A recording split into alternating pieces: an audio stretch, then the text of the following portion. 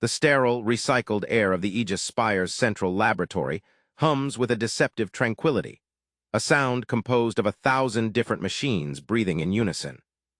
Doctor, Aris Thorne, a woman whose frenetic energy seems to vibrate just beneath her skin, paces before a towering holographic display. Her white lab coat is a stark contrast to the chaotic symphony of genetic code, helixes of emerald, sapphire, and amber, that spirals and unpacks itself in the air before her. This is the Prometheus vector, her life's work, her masterpiece. It is not a weapon, not a plague, but a key. A key designed to seek out and repair humanity's broken, fragile genetic code, to erase the ticking time bombs of inherited disease, to mend the very blueprint of life itself. Her fingers, adorned with a simple, worn silver ring, dance through the hologram, isolating a sequence. She sees not just proteins and nucleotides, but a future free from cancer, from Alzheimer's, from the slow, inevitable decay written into every cell from birth. It is a future she is so close to touching she can almost taste it, a sharp, metallic flavor of impending triumph. The heavy, magnetically sealed door to the lab hisses open, a sound that cuts through the hum like a scalpel. The atmosphere in the room shifts instantly, the theoretical purity of Aris's work invaded by a palpable, gritty reality. Commander Eva Rostova steps inside, and her presence is a physical weight. She is a woman carved from granite and resolve, her posture ramrod straight, her movements economical and precise. Her dark hair is pulled back in a severe bun, not a single strand daring to defy its order. Her eyes, the color of a winter sky, scan the room, missing nothing. The cluttered workbenches, the humming servers, the brilliant, distracted doctor at its center. She is flanked by 2 of her containment specialists, their armor gleaming under the cold laboratory lights, their gloved hands resting near non-lethal deterrents. They are a living embodiment of the protocol Aris has always found so suffocating. Dr. Thorne, Eva's voice is low, calibrated for command, devoid of the scientific wonder that colors Aris's every word. Your final security audit is commencing.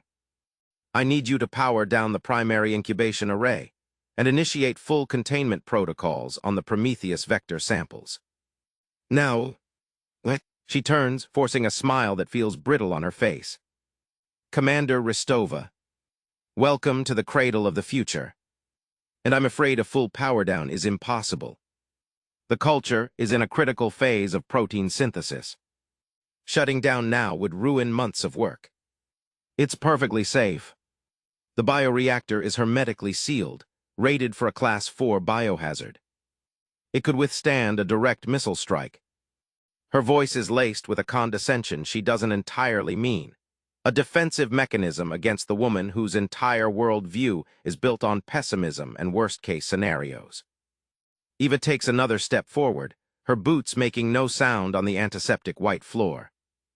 Her gaze is unwavering, a silent challenge. Protocol 7A, Doctor, is not a suggestion. It is the barrier between this cradle of the future and a city of 10 million people. Your work has been granted unprecedented clearance. This is the cost. Power it down. There is no anger in her tone, only an immovable certainty that grates on Aris's very soul. The cost is ignorance. Aris retorts, her voice rising, her hands gesturing wildly towards the shimmering hologram. The cost is allowing fear to strangle progress. Do you have any idea what this represents? This isn't a vial of smallpox, Commander. This is a symphony. A targeted, intelligent repair system. It can't hurt anyone. It's designed only to heal, to perfect.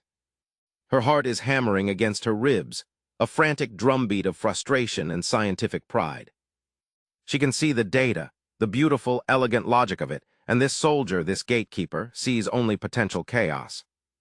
Eva's expression does not change, but a subtle tension tightens the line of her jaw.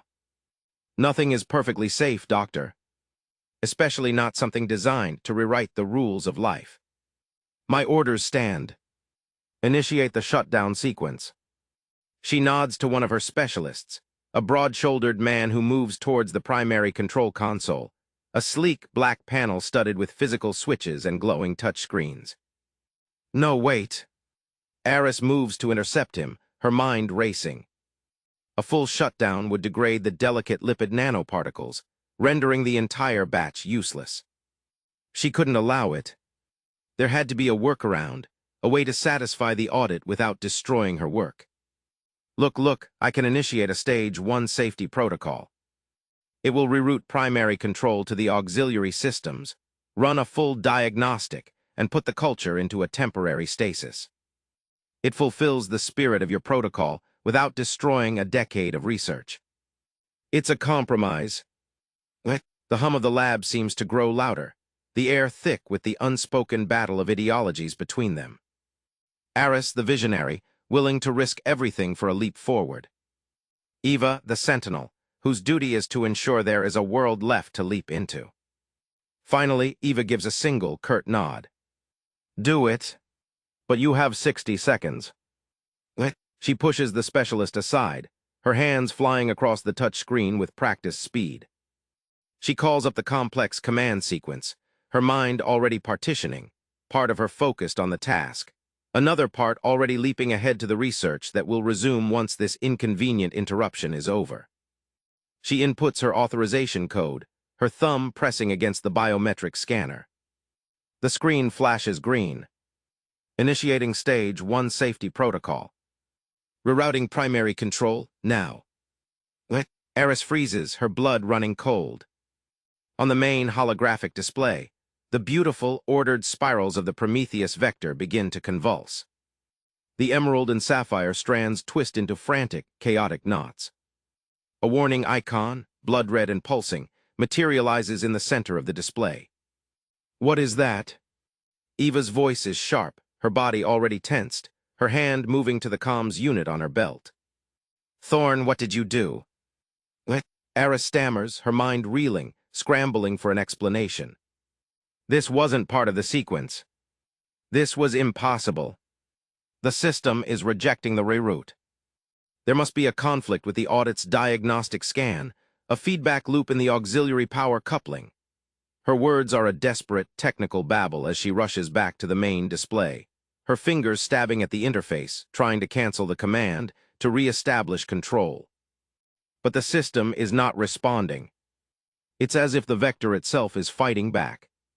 With a sound like a shattering diamond, the main bioreactor, a 10-foot-tall cylinder of reinforced polymer and chromed steel, vibrates violently. A hairline crack, glowing with an eerie internal bioluminescence, spiders up its side. The air fills with a new sound, a faint, almost beautiful hiss like a gentle mist. Containment breach. Eva barks into her comms, her voice cutting through the rising panic. I repeat, we have a Class 4 containment breach in the primary lab. Initiate full facility lockdown. Now. She turns to Aris, and for the first time there is a raw, unfiltered emotion in her eyes, a terrifying, cold fury. You reckless fool. The glowing mist, carrying billions of viral particles, begins to pour from the fracture in the bioreactor, spilling into the laboratory's ventilation system. The holographic display flickers and dies, plunging part of the room into darkness, the death of Aris's dream symbolized by the void where her beautiful code once lived. Alarms blare, a deafening, panicked shriek that echoes through the sprawling spire. Red emergency lights strobe, casting the scene in a hellish, rhythmic glow. Aris stands frozen, her hand outstretched towards the broken reactor. She can feel it. Not physically, but in her soul. She can feel the Prometheus vector escaping, slipping into the veins of the city, her beautiful symphony now a fugue of unimaginable consequences. She looks at Eva, whose face is a mask of grim resolution as she seals the lab door, trapping them inside with the very catastrophe she was sent to prevent. The two women, the genius and the guardian, are locked in a tomb of Aris's making, while outside in the sprawling metropolis, a gentle, glowing rain begins to fall on an unsuspecting population, the first, silent notes of an evolutionary storm. The mist curls around their feet, an ethereal, deadly tide, and Aris Thorne knows, with a certainty that cracks the very foundation of her being, that she has not healed the world but has instead doomed it to change.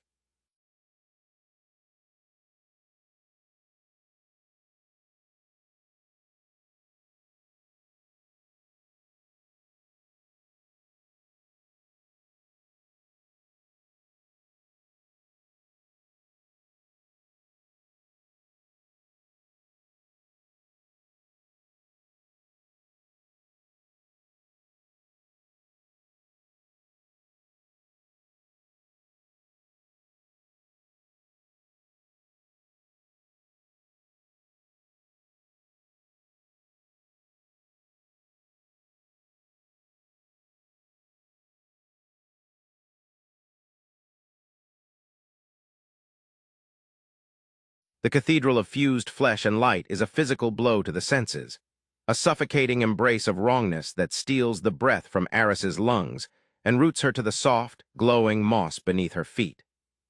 The air is thick and warm, heavy with the cloying scent of honey and ozone and the distinct, metallic tang of concentrated bioelectricity. The harmonic whispering of the suspended choir is no longer just a sound. It is a tangible pressure inside her skull, a psychic fog that clouds her thoughts and pushes against the walls of her mind with gentle, insistent fingers. She can feel the collective consciousness of the hive, a vast, serene intelligence that regards their intrusion not with hostility, but with a kind of patient, overwhelming curiosity.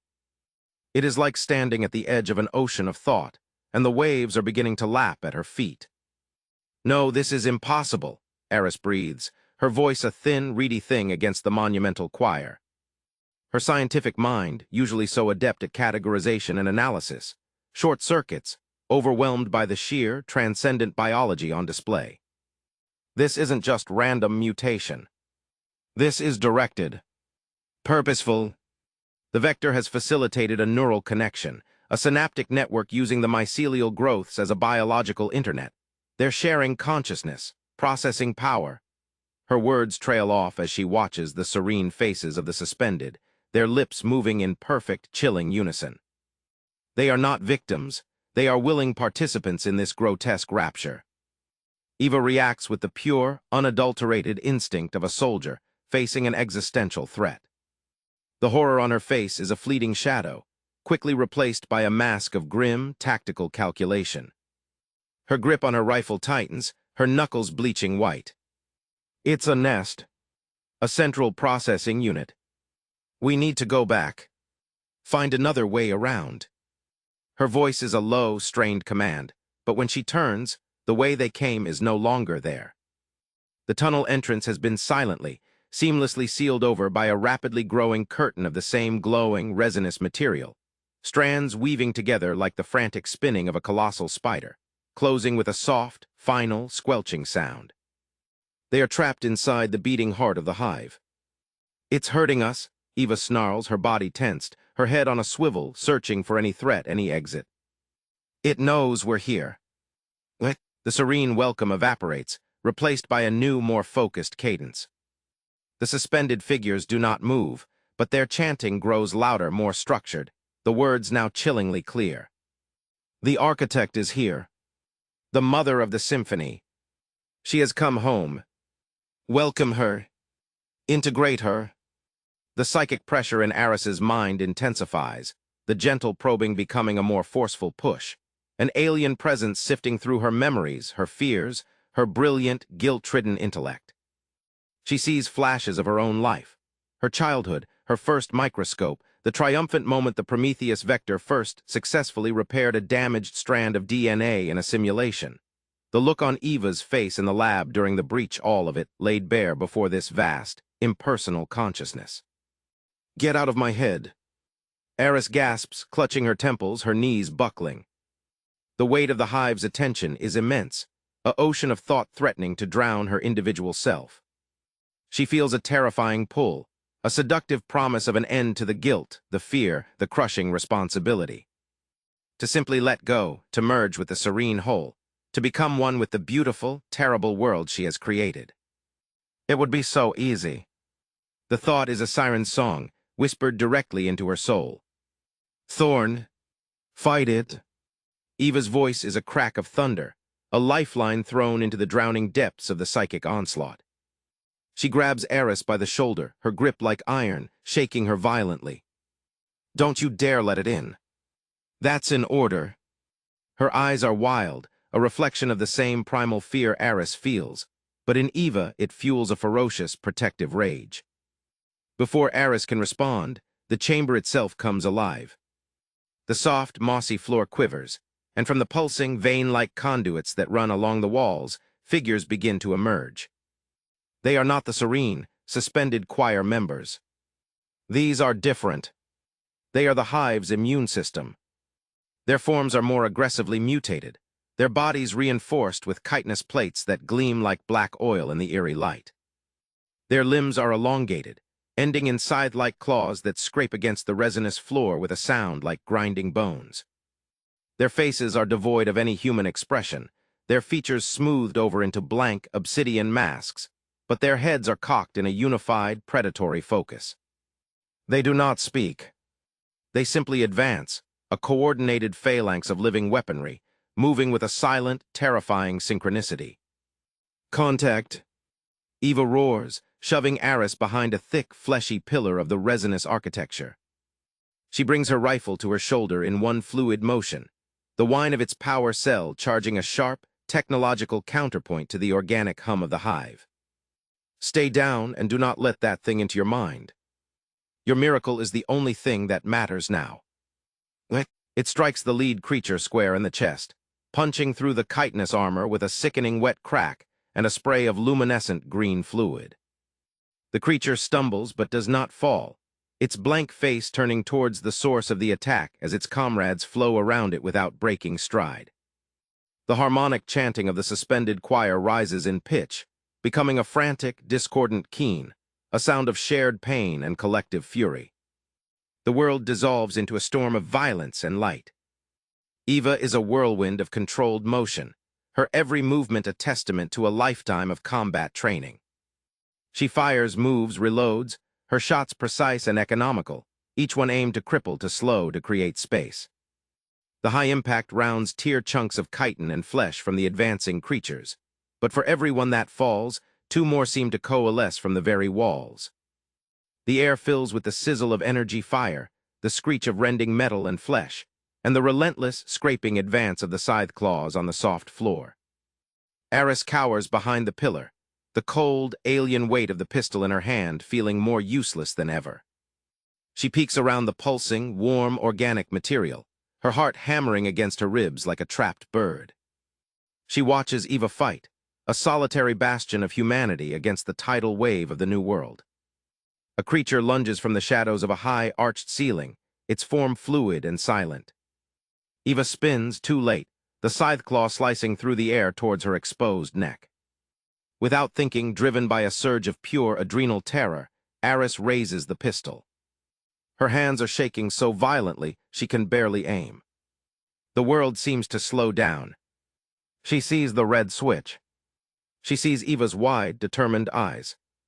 She sees the terrifying, blank mask of the attacker. She squeezes the trigger. The report is deafening in the enclosed space, a sharp, concussive bang that is utterly, fundamentally human. The kick of the weapon is a brutal, jarring shock that travels up her arm and rattles her teeth.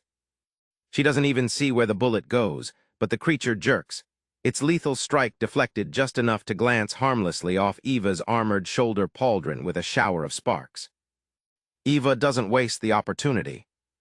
She rams the butt of her rifle into the creature's face, the obsidian mask cracking under the impact, and follows up with a point-blank shot to its torso that sends it stumbling back into its brethren.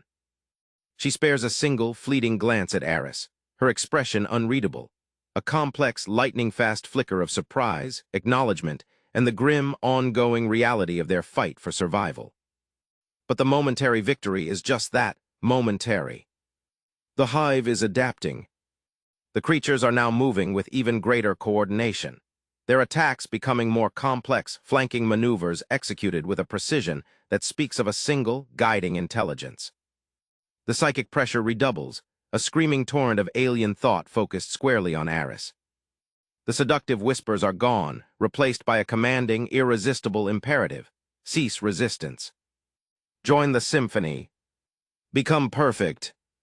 Eva is forced back, step by step, her ammunition dwindling. A scythe claw grazes her thigh, slicing through her combat suit and drawing a bright line of crimson. She grunts in pain, her movements becoming slightly slower, more labored. They are being cornered, pressed against the very wall of the chamber, the circle of blank, advancing masks closing in. The serene faces of the suspended choir watch it all, their chanting now a triumphant, deafening crescendo that promises only assimilation or oblivion. Just as a creature lunges for Eva's wounded leg, its scythe claw poised for a killing blow, a new sound rips through the chamber. It is the raw, mechanical snarl of a high-powered engine, and the brutal, percussive thunder of heavy-caliber machine gun fire. A section of the chamber's far wall, one that had been covered in a thick layer of the glowing resin, explodes inward in a shower of pulverized organic matter and shattered concrete. Through the smoke and debris charges a rugged, six-wheeled armored vehicle, its hull scarred and scorched, a mounted turret on its roof spitting continuous, fiery death into the ranks of the hive creatures. The heavy rounds tear them apart, their coordinated advance shattered into a chaotic scramble of dismembered limbs and splattered fluid. The harmonic choir shrieks in a unified note of pain and surprise, the psychic pressure momentarily faltering. Standing in the vehicle's open hatch, manning the turret, is a figure clad in scavenged, modified body armor. His face is obscured by a gas mask and goggles, but a shock of bright red hair is visible beneath a battered helmet. He is not military. He is a survivor. He swings the turret, laying down a suppressing field of fire that creates a temporary bloody corridor between Aris, Eva, and the vehicle. Well, don't just stand there gawking. A voice, distorted by the mask but laced with a rough, cynical energy, shouts over the roar of the gunfire and the dying shrieks of the hive. This is the only rescue you're gonna get. Unless you'd rather stay for the choir practice. The vehicle skids to a halt, its armored side door sliding open with a hydraulic hiss, revealing a dark, cluttered interior, a promise of temporary metallic sanctuary in the heart of the organic nightmare. Eva doesn't hesitate. She grabs a stunned, trembling Aris by the arm, her grip still fierce despite her injury. "Move. Now." She barks, shoving her towards the open door. Aris stumbles forward, her mind reeling from the sudden, violent shift in fortune. The pistol hangs heavy and forgotten in her hand. She glances back once at the Cathedral of Flesh, at the serene, chanting faces now contorted in distress, at the beautiful, terrible logic of her creation laid bare.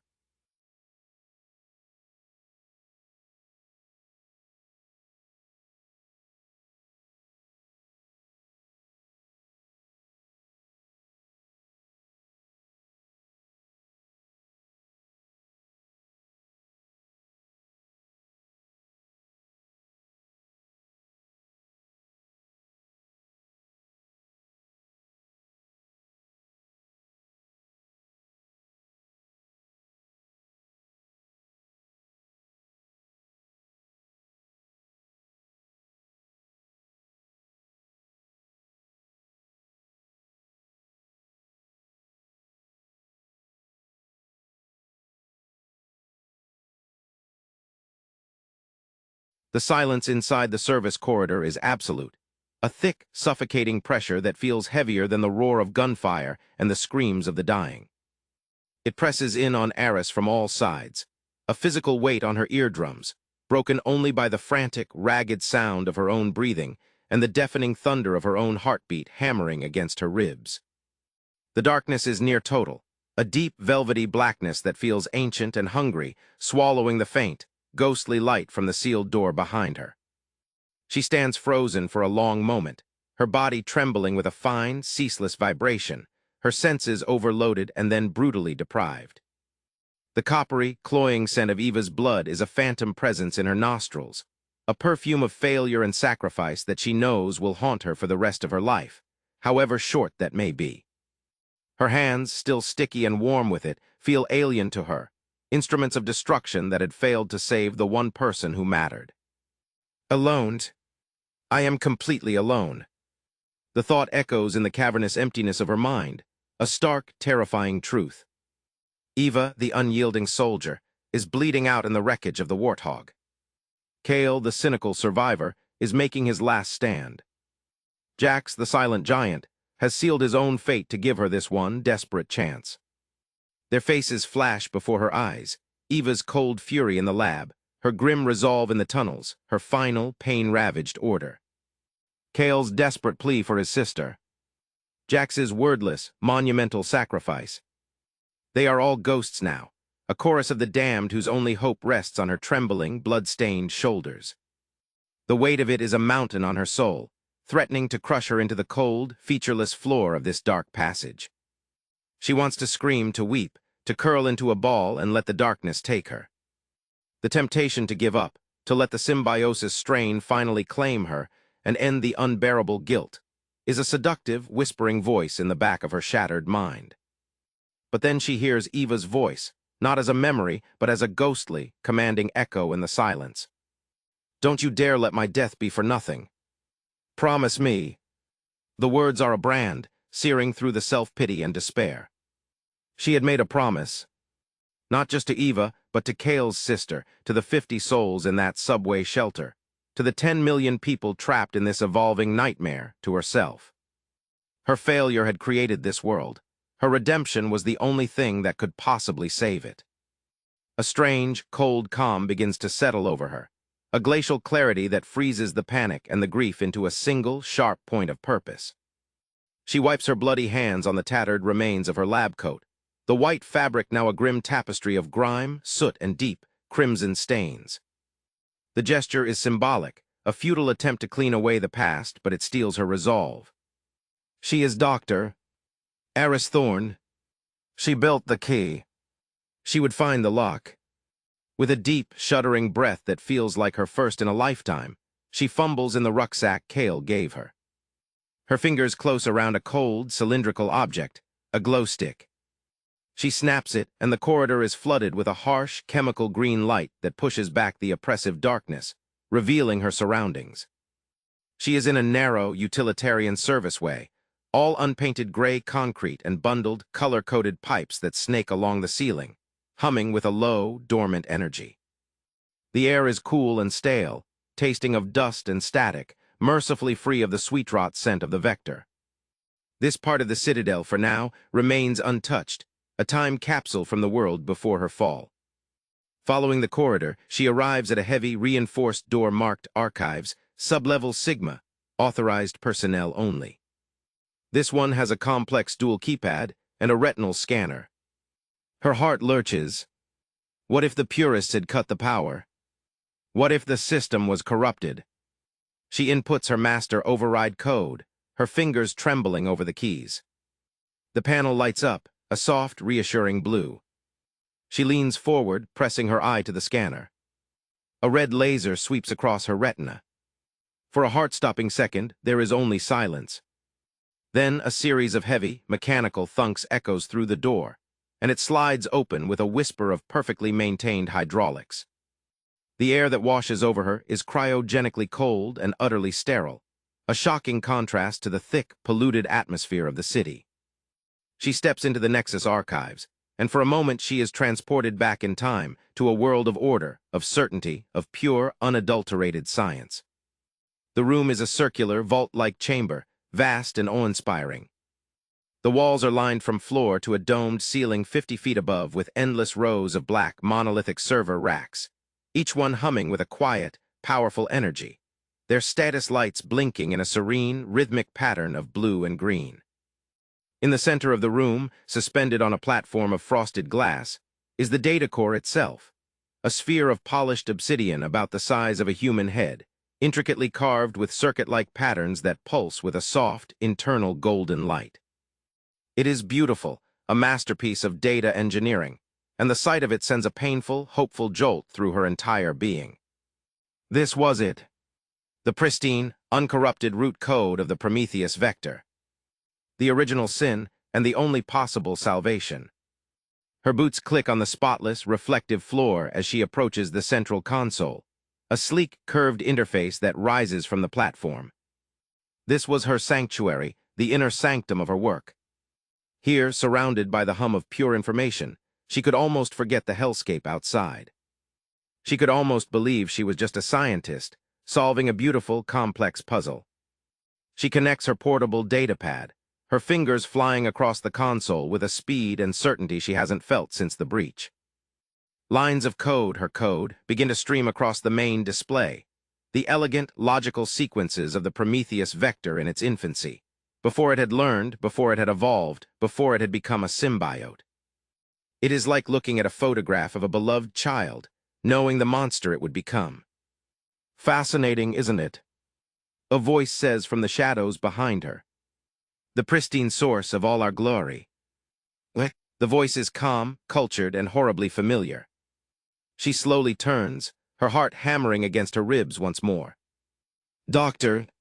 Silas Reed, the former head of the Aegis Spire's Oversight Committee, a man she had not seen since the day he tried to shut her project down for being ethically untenable, steps out from between two towering server racks. He looks different. He is still dressed in an immaculate, tailored suit, a stark anomaly in this world of ruin, but his body has undergone a transformation. His skin has a faint mother-of-pearl iridescence, and his eyes, once a watery blue, are now the color of molten gold, pupils shaped like horizontal slits. He holds himself with an unnerving, fluid grace, and a small, condescending smile plays on his lips. He is not hostile, not threatening. He looks at her with the pitying fondness of a master regarding a slow student. Silas. Aris breathes, disbelief and a fresh, chilling dread warring within her. You're infected. But how are you here? How are you so coherent? What? Silas chuckles, a dry, soundless laugh. Such a primitive term, Aris. I am not infected. I am enhanced. Perfected. We, those of us with the intellectual capacity to truly appreciate the gift, call it ascension. He gestures elegantly around the pristine archive.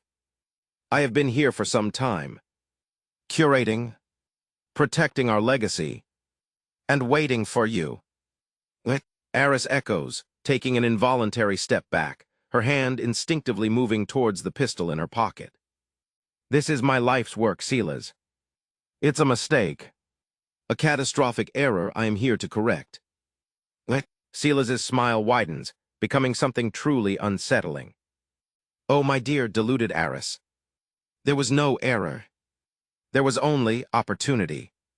He takes a slow, measured step forward, his golden eyes fixed on her. Did you truly believe your little accident was a matter of a faulty power coupling? A tragic coincidence during a security audit? He shakes his head, a gesture of profound disappointment. I orchestrated the entire event. I introduced the code that created the feedback loop. I ensured your Prometheus vector was released into the world. She stumbles back against the cold console, the breath stolen from her lungs. The world tilts on its axis. The guilt, the shame, the crushing weight of responsibility she had carried for weeks, it had all been a lie. A manipulation. You did this. Why? Why would you unleash this hell? Silas's voice loses its cultured calm for a moment, sharpening with a fanatical edge. You saw your vector as a mere repair tool, a patch for a broken species. You lacked the vision, the courage to see its true potential. You were content to mend cleft palates and erase Huntington when you held in your hands the power to redefine life itself. He spreads his arms, his expression one of rapturous fervor. Look at what it is achieving, Aris. Out of the chaotic, messy, inefficient soup of baseline humanity, it is forging something new, something greater.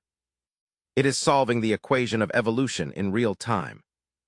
The hive is not a monster, it is a symphony of unified consciousness. The individual mutations are not plagues, they are masterpieces of biological engineering. The weak, the inflexible, the purists, they are being pruned away. What remains will be stronger, smarter, more perfect. I didn't unleash a hell, Aris. I ignited a genesis. He had not just stolen her work. He had perverted its very purpose, turning her symphony of healing into a weapon of mass evolution. The purists were right to fear a conspiracy, but they had feared the wrong architect. The real monster wasn't the reckless scientist. It was the cold, calculating visionary standing before her. You're insane, she whispers, her voice trembling with a mixture of horror and rage. I am enlightened, Silas corrects, his composure returning. And you, Aris, are now presented with a choice. You can cling to your outdated sentimentality, your grief for a world that was always destined to fail. You can try to use that root code to build your cure, your pathetic attempt to revert us all back to our frail, limited forms. He gestures contemptuously at the data core. Or you can join us. You can embrace your role as the mother of the new world. Your genius, combined with my vision, could guide this transformation. We could steer the Genesis.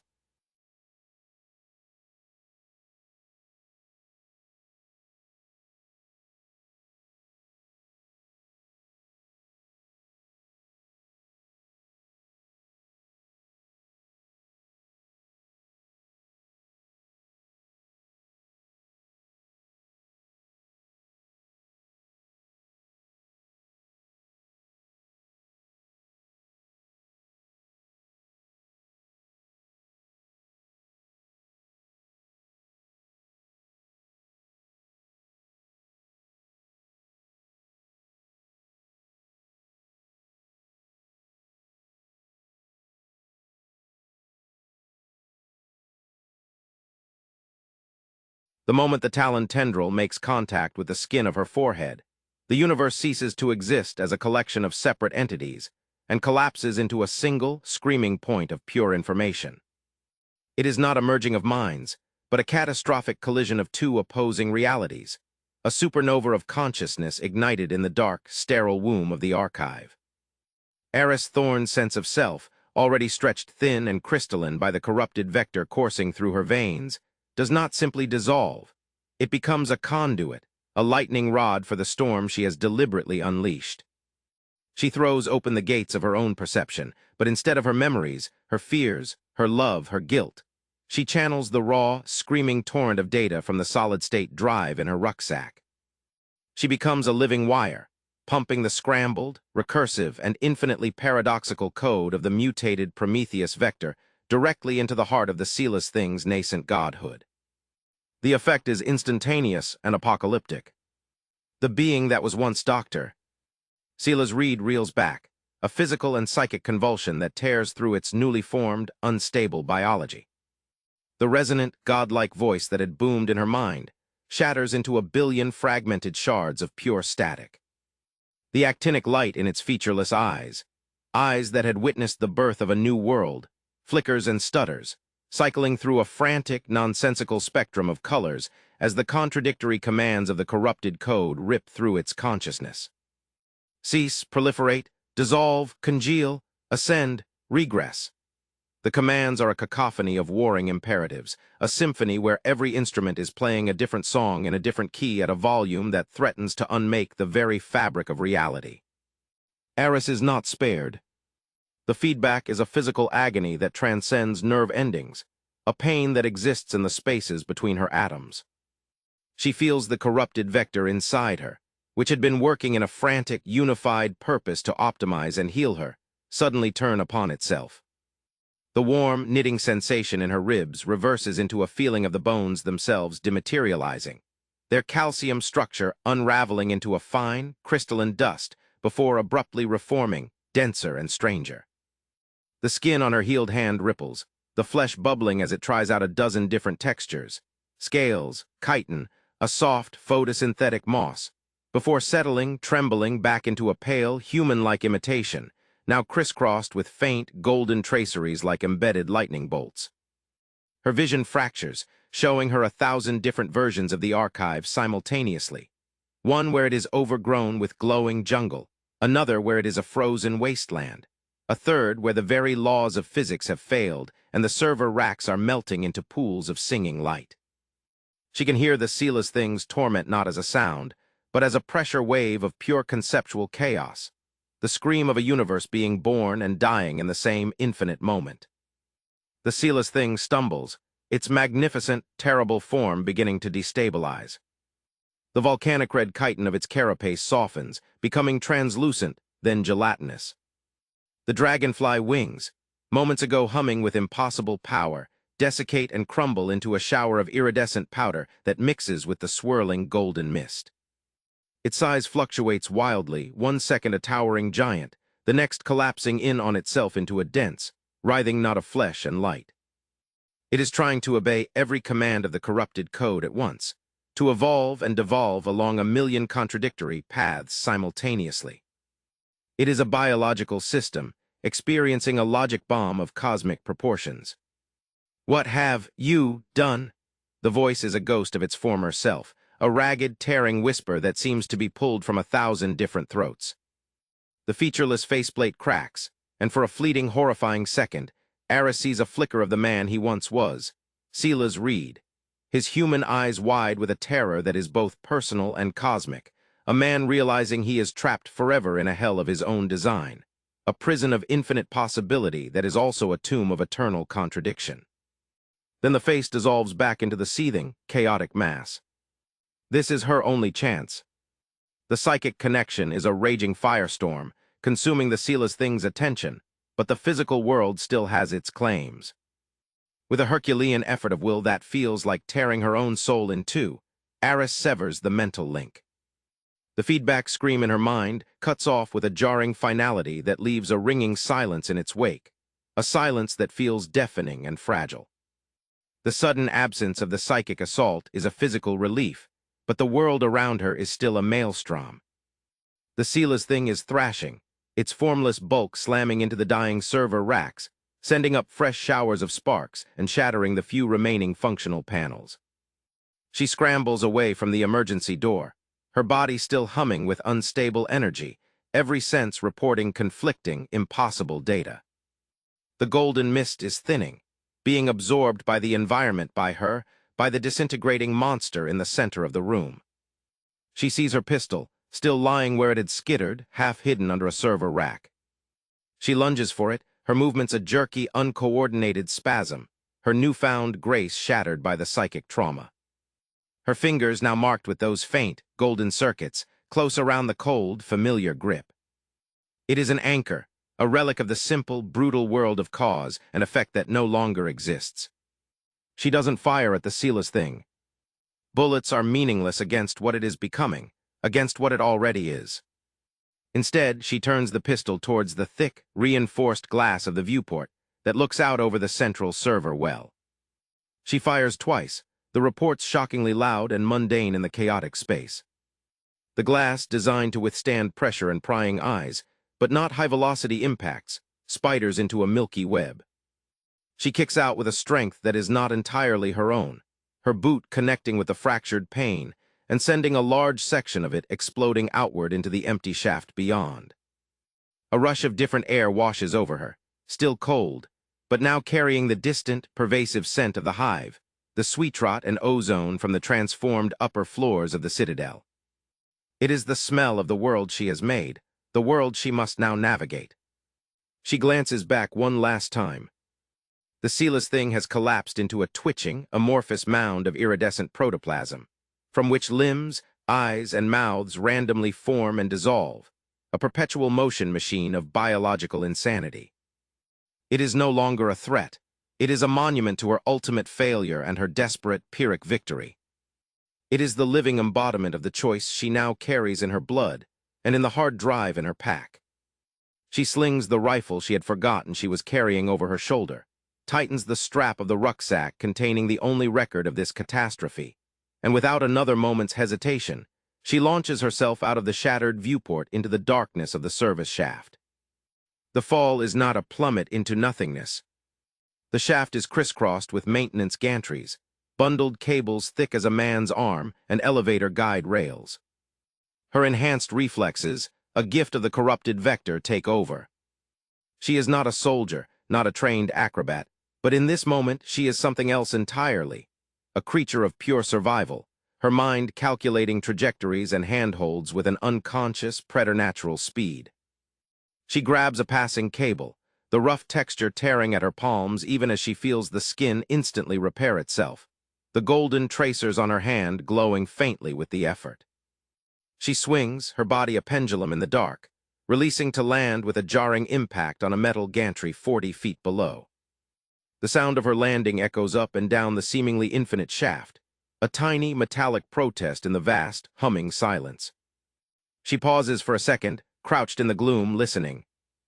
The only light comes from the fractured archive viewport high above, a distant, golden wound in the darkness, and from the faint, sickly green bioluminescence that now seems to infest every surface of the citadel, seeping through ventilation grates and cracks in the internal structure. The air is alive with the hive's psychic hum, a constant, low-level pressure at the back of her skull that is now a permanent part of her sensory landscape, a whisper of the collective mind that had tried to claim her. She can feel it probing at the edges of her consciousness, curious, insistent, but it seems confused by the new, chaotic energy signature she now emits, the scrambled code within her acting as a form of psychic camouflage. She has the data, but it is not a cure. It is a snapshot of the disease at its most potent and unstable. The original, elegant logic of the Prometheus vector is gone, forever lost in the energy surge she herself created. What she carries now is something else, a key, perhaps, but one that fits a lock that leads to a room of infinite, screaming doors. She can feel the corrupted vector inside her, a silent, waiting potential. It has healed her, enhanced her, but it is a wild, untamed force. She can feel it sleeping in her cells, a symbiotic partner that could, at any moment, decide to rewrite her again, to follow one of the infinite, paradoxical paths she had shown the sealess thing. Her mission is no longer clean, no longer pure. It is no longer about building a simple antidote to revert the world to what it was. That world is gone, burned away in the fires of an evolution she designed and he unleashed. The question now is one of control, of direction. Can this chaotic, corrupted code be harnessed? Can the genesis, now spiraling into infinite, random mutations, be stabilized? Or is the only choice to find a way to end it all, to send a termination command so absolute it would unravel every strand of mutated DNA on the planet? A final, merciful euthanasia for an entire biosphere. She thinks of Eva bleeding out in the warthog, her final order a demand for a miracle. She thinks of Kale's sister, waiting in a dark shelter, slowly transforming. She thinks of the serene, absorbed faces of the hive and the fanatical fury of the purists. All of them, every last soul in this dying city, are now dependent on the impossible choice of a woman who is no longer entirely human, holding a weapon that is not a cure, standing in the dark heart of the world she broke. The path ahead is not towards a solution, but into the heart of the chaos itself. She must descend deeper into the transformed citadel, into the territory of the hive, to find a place to work, to understand the new rules of the world she has created, and to decide if it is a world that can or should be saved. The weight of the future is a cold, hard stone in her gut, and as she begins her careful descent down the gantry, the golden tracers on her skin pulse once, twice in the gloom, a silent, ominous heartbeat marking her passage into the unknown.